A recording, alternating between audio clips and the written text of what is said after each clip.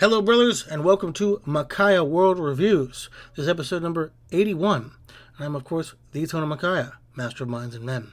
We're in week 3 of Hulk Hogan month here. After the not totally awful Mr. Nanny, we're going to head into the Secret Agent Club. Will it be good or bad? Will it be another Suburban Commando? Let's go ahead and find out. But of course, you know the shtick. You know what it is. Subscribe, hit the button, it's red. If you're colorblind, it's a shade of gray. So go ahead and do it now so I can move on and talk about these horrible goddamn films. Secret Agent Club, directed by John Merlowski. This is the year that John worked back-to-back with Mr. Hogan, also releasing Santa with Muscles before this. What a banner year for these two. Since then, he's done a lot of TV movies no one has seen, but continues to work to this day, mostly doing low-budget horror romps. So good for him. Written by Rory Johnston. I'm going to be honest, the best thing I can say about Rory is that he helped do the music for the original Candyman and The Thin Blue Line. I'm not sure how that qualifies him to be a writer, but here we are today.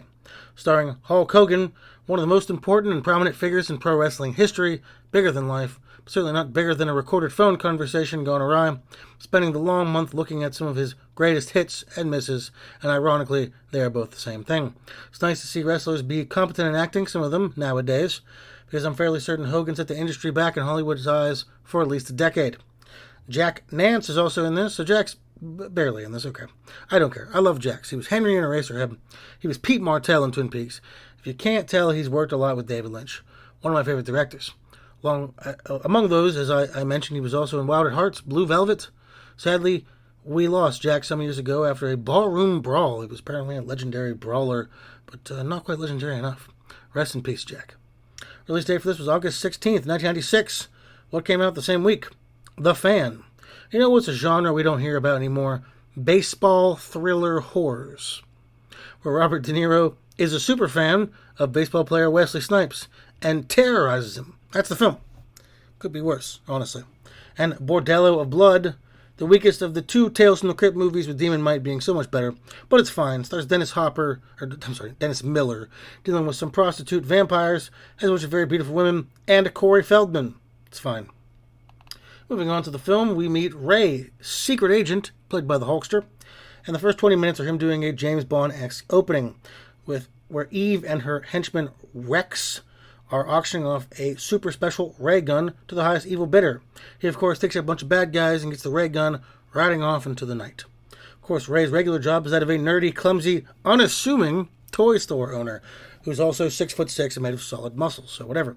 He also has his son, Jeremy, and they have a strained relationship because his father is away a lot, being a secret agent. Of course, Jeremy doesn't know that. And David Lopan is the guy who runs Ray's toy store on a day-to-day basis. I want to stop and say James Hong, he just got his star on the Walk of Fame, and that's fantastic. For some reason, Ray has to keep the ray gun and not give it to his handlers or the government. This, of course, leads to the bad guys figuring out where it is and coming after him with some corrupt cops. After a high-speed chase, Rex kidnaps Ray, but Jeremy gets away with the ray gun. And instead of, doing something that makes sense, he goes to his secret kid bunker. And they are very Goonies-esque in totality, white kid, girl, black kid, Asian kid, fat kid. David Lopan is taken out by the bad guys, but not these kids. So the next part of the film, escaping, outsmarting, and outdoing the murderous bad guys who have the cops in their back pockets. Eventually, the mayor of New York arrives to help them, here named Max Simpson. That's a short-lived as it's revealed he is a bad guy. The kids have a sewer gang on their side, and Brad Majors ends up killing himself with the ray gun when it bounces off some mirrors. Okay. The kids disregard the fact that they have a heavily armed militia on their side and go to help Ray escape by themselves with some toys. And they do, which leads to a last extended and quite protracted final battle, which ends with the bad guys self-destructing and the government show up. Kids are all given medals and made honorary secret agents, and they become the Secret Agent Club to end the film. Ooh, this was a mess. It was a mess. First off, Hulk Hogan, has been his month after all, is barely in this. Here's a big James Bond scene at the beginning. We'll talk about the moment. Then, about less than 10 minutes before he's kidnapped, the rest of the movie, until last battle he spends being tortured by Jack Nance in various ways. He's in the movie for maybe half an hour and some change, and he's mostly useless. He sets up the film and finishes it out. I guess, but gets a little to no action in between. For the wrestler to get no action makes little to no sense. He was mostly inoffensive here, except for the secret identity being a little too Clark Kent-y for a guy who looks like Hulk Hogan. The opening scene tries really hard to be like GoldenEye or any Bond opening in the past 30 years. A sexy evil woman, ray guns, Saudi princes. Rex has a big metal foot for some reason and barely talks, and the foot makes this incredibly annoying noise every time he walks. For the whole movie.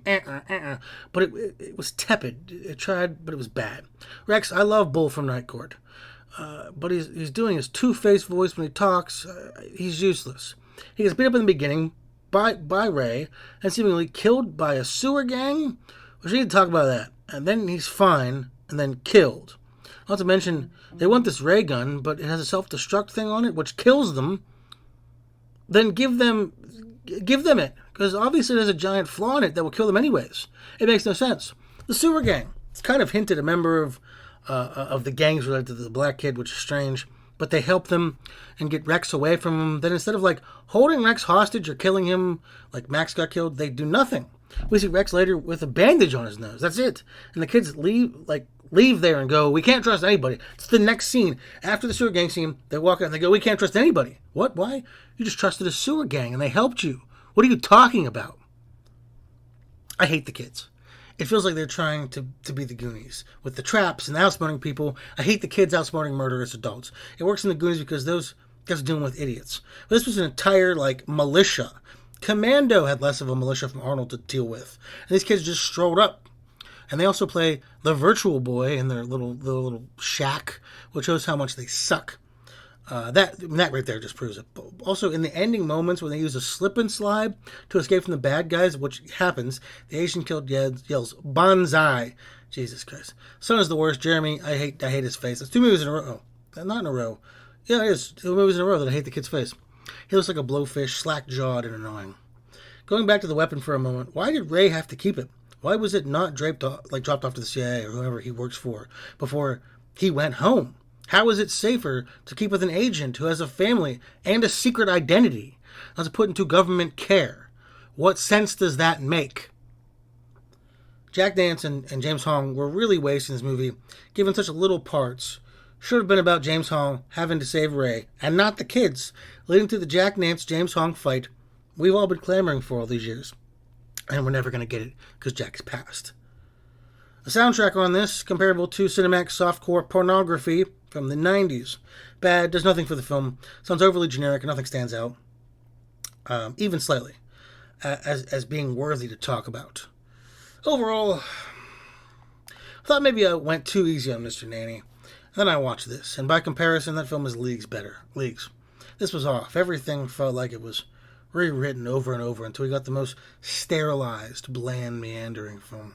Tries to be James Bond and tries to be a family film with a family drama about Ray and Jeremy, where, oh, my dad's not around. And that lasts for 6 minutes until he finds his dad's secret agent. 6 minutes is all we got of the high drama. Tries to be the Goonies. It fails on all fronts. It's boring. It's lazy. It's a real off tone about the whole thing. Tries to be a kid's film, but has a few scenes of real violence. Sewer thing, they made a sewer gang, and he potentially, the guy's murdered there. And Hulk Hogan, the star, is barely in it. Was he busy? What was he doing in WCW around the time that he had been so busy? What's funny is that by the time this came out, he had turned heel and became Hollywood Hulk Hogan like a month before. No, not like as it was July 1996, Bash at the Beach. So, what bad timing for this movie? Not that it would have done well anyways. It also features no wrestlers, not even Brutus the Barber Beefcake, which is strange. Overall, would I recommend The Secret Agent Club? No. To quote, I think it's Dr. Clayton Forrester from Mystery Science Theater, it stinks. Well, that was the Secret Agent Club, week 3 of my Hulk Hogan movie mega marathon month. What's your favorite secret organization that may or may not exist in the world? Let me know down below. So add me on Instagram under Demon Peaks for daily Twin Peaks memes. Subscribe, check out my podcast, Dark Peaks Podcast. Be back next week, week 4 of Steroids Month, as we look at 3 ninjas, high noon at Mega Mountain. This has been the Tony Makai, Master of Minds and Men. Don't forget to subscribe, and goodbye.